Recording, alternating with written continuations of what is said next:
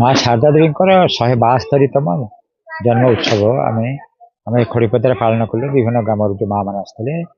ଏହାର ମୁଖ୍ୟ ଉଦ୍ଦେଶ୍ୟ ଥିଲା ଯେ ପିଲାମାନଙ୍କ ଭିତରେ ଯେଉଁ ଗାଁର ବିଭିନ୍ନ ପ୍ରକାର ପିଲାମାନେ ଯେଉଁମାନେ କି ବଣର ତୁଳସୀ ବଣରେ ରହିଯାଉଛି, ତାଙ୍କ ଭିତରେ ଅପୁରନ୍ତ ଶକ୍ତି ରହିଛି, ଅନନ୍ତ ଶକ୍ତି ଅନନ୍ତ ପ୍ରତିଭା ରହିଛି, କିନ୍ତୁ ସେ ପ୍ରସ୍ଫୁଟିତ ହୋଇପାରୁନାହିଁ। ତେଣୁ ଏବଂ ଗାଁ ମା ମାନଙ୍କ ଭିତରେ ଏତେ ମାନେ ଶକ୍ତି ରହିଛି, ତାଙ୍କ ଭିତରେ ଶ୍ରଦ୍ଧା ରହିଛି, ତାଙ୍କ ଭିତରେ ଭଲ ପାଇବା ରହିଛି, ତାଙ୍କ ଭିତରେ ଆଧ୍ୟାତ୍ମିକତା ରହିଛି, ତାଙ୍କ ଭିତରେ ନୈତିକତା ରହିଛି, କିନ୍ତୁ ସେ ଗୋଟେ ଘର ଚାରି କାନ୍ଥ ଭିତରେ ଆବଦ୍ଧ ହୋଇ ରହିଯାଇଛନ୍ତି। ହେଲା, ସେ ଭାବୁଛନ୍ତି ମାନେ ଜୀବନଟା ସେ ଯେମିତି ସେ ମାନେ ସତେ ଯେମିତି ସମସ୍ତେ ଭାବୁଛନ୍ତି ସେ କେବଳ ମା ମାନେ ଆସିଛନ୍ତି ଛୁଆ ଜନ୍ମ କରିବା ପାଇଁ, ଘର ସବୁ ସଫାସଫି କରିବା ପାଇଁକା ଏବଂ ତାଙ୍କର ଯେଉଁ କାମନା ଶକ୍ତ ସ୍ୱାମୀଙ୍କର ପୂରଣ କରିବା ପାଇଁକା। କିନ୍ତୁ ମା ଶାରଦା ଦେବୀ ତାର ହେଉଛି ଗୋଟେ ବଡ଼ ଏକ୍ଜାମ୍ପଲ।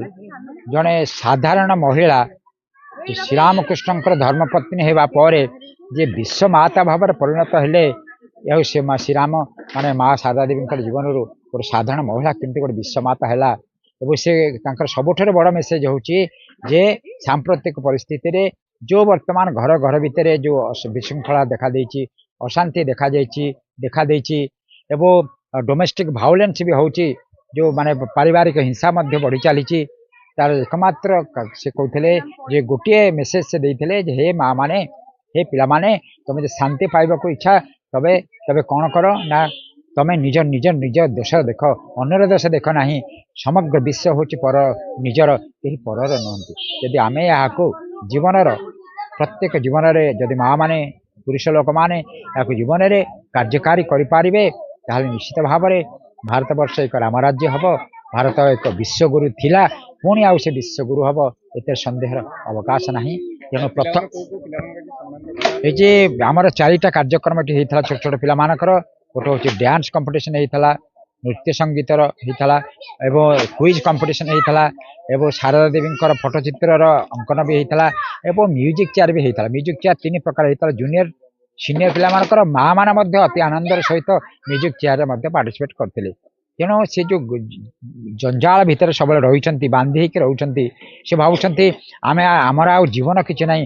ସେ ଏଠି ଆସି ଗୋଟେ ନୂଆ ଜୀବନ ସେ ପାଇଲେ। ସେ ଯେ ଭୁଲିଗଲେ ତାଙ୍କ ଘର ଭିତରେ ତାଙ୍କ ମାନେ ଯେଉଁ ଅଶାନ୍ତ ପରିବେଶ ଭିତରେ ରହିଥିଲେ, ସେ ଆସି ଦିନଟା ଯାକ ଏଠି କାମ କରି ମାଙ୍କର ସେବା କରି ପିଲାମାନଙ୍କର କାମ କରି ସେ ନିଜକୁ ସେ ହଜେଇ ଦେଲେ ଯେ ଜୀବନଟା ହେଉଛି କେତେ ଆନନ୍ଦମୟ, କେତେ ଶାନ୍ତିମୟ। ଯଦି ଆମେ ଏମିତି ରହିବା, ମାଙ୍କର କୃପାରୁ ଆଧ୍ୟାତ୍ମିକ ସେବାରେ ଆମେ ମଝିରେ ଆସି ମାନେ ମାଙ୍କର ଜୀବନ ଏବଂ ବାଣୀକୁ ପାଠ କରିକି ଜୀବନରେ ଲଗେଇ ପାରିବା, ତାହେଲେ ନିଶ୍ଚିତ ଭାବରେ ଆମ ଘର, ଗୋଟିଏ ଘର ଯଦି ଭଲ ହୁଏ, ଗୋଟିଏ ମଣିଷ ଯଦି ଭଲ ହୁଏ, ଗୋଟିଏ ପିଲା ଯଦି ଭଲ ହୁଏ, ତାହେଲେ ସେ ରାଷ୍ଟ୍ର ବି ଭଲ ହେଇଯିବ। ସେ ରାଷ୍ଟ୍ର ମଧ୍ୟ ଗୋଟେ ସୁନାଗରିକ ହେଇଯିବ, ସେ ରାଷ୍ଟ୍ର ଗୋଟେ ସୁରାଷ୍ଟ୍ର ମଧ୍ୟ ହେଇଯିବ। ତେଣୁ ଏଇ ଚିନ୍ତାଧାରା ନେଇ ମା ମାନେ ଆମର ଏକାଠି ହେଇଥିଲେ। ଆର ବର୍ଷ ଆମେ ମା ମାନେ ଚିନ୍ତା କରିଛନ୍ତି, ଏଥିକୁ ଆମେ 30ଟା ଜିଲ୍ଲାରେ ଗୋଟେ ରାଜ୍ୟସ୍ତରୀୟ କାର୍ଯ୍ୟକ୍ରମ ମଧ୍ୟ ଏଠାରେ ହେବ ବୋଲି ମାର କୃପା ରହିଛି ଏବଂ ନିଶ୍ଚିତ ହେବ ମାର ଯାହା ଆଶୀର୍ବାଦ ଆସୁଛି ନିଶ୍ଚିତ ଭାବରେ ହେବ। ଆର୍ଥରକ ଆମେ ଏଠି ଗାଁ ମହିଳାମାନଙ୍କୁ ନେଇ ଏଠି ଗୋଟେ ରାଜ୍ୟସ୍ତର ମଧ୍ୟ କରିବା, ମା ମାନେ ଦେଖେଇ ଦେଇପାରିବେ। କାରଣ ପ୍ରଥମ ଥର ପାଇଁ ଏଠି ଯେଉଁ ଡାଇସରେ ମା ମାନେ ହିଁ କେବଳ ବସିଥିଲେ, କୌଣସି ପୁରୁଷ ଏଠି ନଥିଲେ।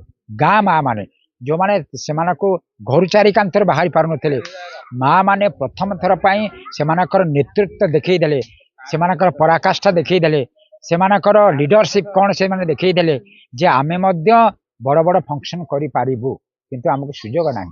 ତେଣୁ ପ୍ରଥମ ଥର ପାଇଁ ଯେ ସୁଯୋଗ ଏଠି ମା ଶାରଦା ଦେବୀ ମହିଳା ସଂଘ ତରଫରୁ ଦିଆଗଲା, ସେଥିପାଇଁ ମୁଁ ବହୁତ ଖୁସି ଏବଂ ଏହି ସୁଯୋଗ ମୋତେ ମା ଦେଇଥିବାରୁ ମୁଁ ନିଜକୁ ଧନ୍ୟ ମାନୁଛି।